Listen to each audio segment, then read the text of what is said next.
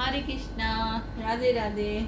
Welcome back to your channel. तो आज के अगले श्लोकों का पठन करते हैं। ध्यायतो विषयानुस्पंसः संगतिस्तेषु प्याजते संगा संजायते कामः कामात् क्रोधो व्यजायते।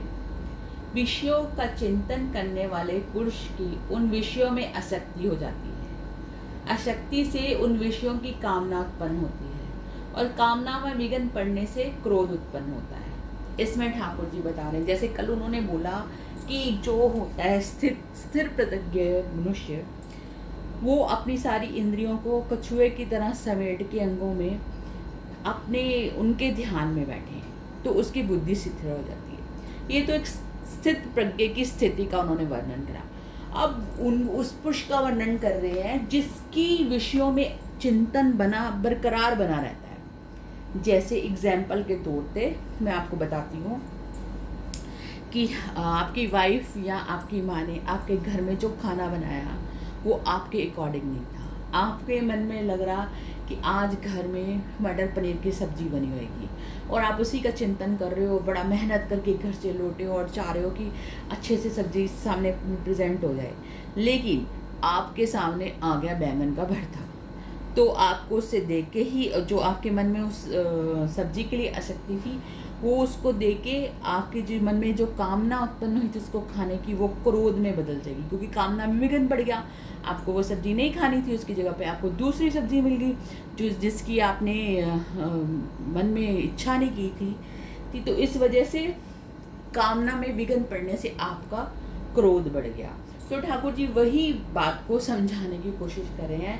जब हम विषयों का चिंतन करते हैं और फिर हमारी वो बात पूरी नहीं होती है उस विषयों में जिसमें हमारी आसक्ति होती है, जिसको हम चाहते हैं कि ये ऐसा हो जाए, और अगर वो कामना पूरी नहीं होती है तो फिर उससे क्या होता है कि हमें क्रोध आ जाता है।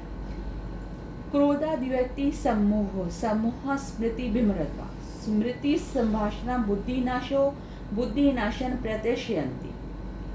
क्रोध से अत्यंत मूढ़ भाव उत्पन्न हो जाता है।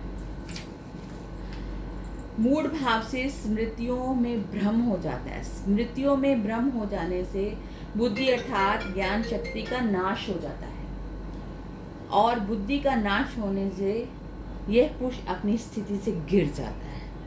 तो इसमें बताया क्रोध से उत्पन्न मूढ़ भाव उत्पन्न। मूढ़ भाव किसको कहते हैं? जो ना समझ बेवकूफ़ इंसान हो उसको कहते हैं मूढ़।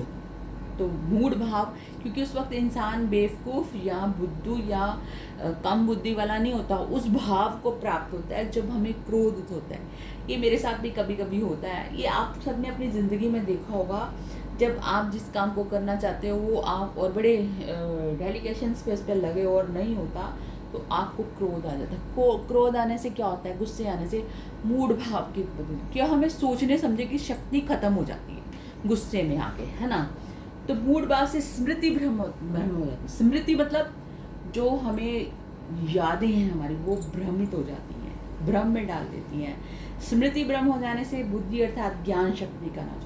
जब हमारी याददाश्त ही नहीं चाहिए, उस वक्त हमें गुस्से में कुछ भी ध्यान नहीं रहता कि इसको करने से ये गलती हो जाएगी। जैसे हमें बहुत गुस्सा आ गया और एक कांच की प्लेट या ग्लास या कुछ भी पकड़ा है, उस वक्त हम ये भूल जाते हैं कि इसको जब फेंकेंगे तो टूट जाएगा और नुकसान किसको होगा? हमारा। लेकिन नहीं, स्मृति भ्रम हो गया ना, उस वक्त याददाश्त खत्म हो गई और ज्ञान शक्ति का अभाव हो गया। ज्ञान शक्ति खत्म हो गई कि नुकसान हमारा ही हो रहा है और हम गुस्से में उसको तोड़ देते हैं। और बुद्धि का नाश होने से ये पुरुष अपनी स्थिति से गिर जाता है। तो जैसी स्थिति पे हम हैं उस स्थिति से हम गिर जाते हैं। इन शॉर्ट समझाऊँ हम अगर इस सारी चीज़ को, जो ठाकुर जी कहना चाहते हैं कि जब हम किसी चीज़ में आसक्त होते हैं और वो हमें नहीं मिलती, उससे विघ्न पड़ने से हमें क्रोध आता है। क्रोध आने से बुद्धि का नाश हो जाता है और बुद्धि का नाश होने से स्मृति भ्रम हो जाती है और हम वो काम कर देते हैं जो हमें नहीं करना होता, तो हम अपनी स्थिति से गिर जाते हैं। कभी कभी बड़े केसेस देखे हैं कि जो बहुत क्रोधित बंदे होते हैं वो अपने बच्चों या वाइफ को मार देते हैं गुस्से में आके। चाहे बाद में खुद वो अपने आप को भी मार लेते हैं, पर उस वक्त उनका दिमाग खराब हो गया ना, उनको स्मृति भ्रम हो गया ना, उसकी वजह से बहुत गलत डिसीजन ले लेते हैं। तो क्रोध बहुत बड़ा शत्रु है, इस पे ठाकुर जी कहते हैं हमें वर्क करना चाहिए। तो बाकी हम आगे का फिर अगले श्लोकों में करेंगे, और रात को 9:30 बजे तो हम मिलेंगे ही। राधे राधे।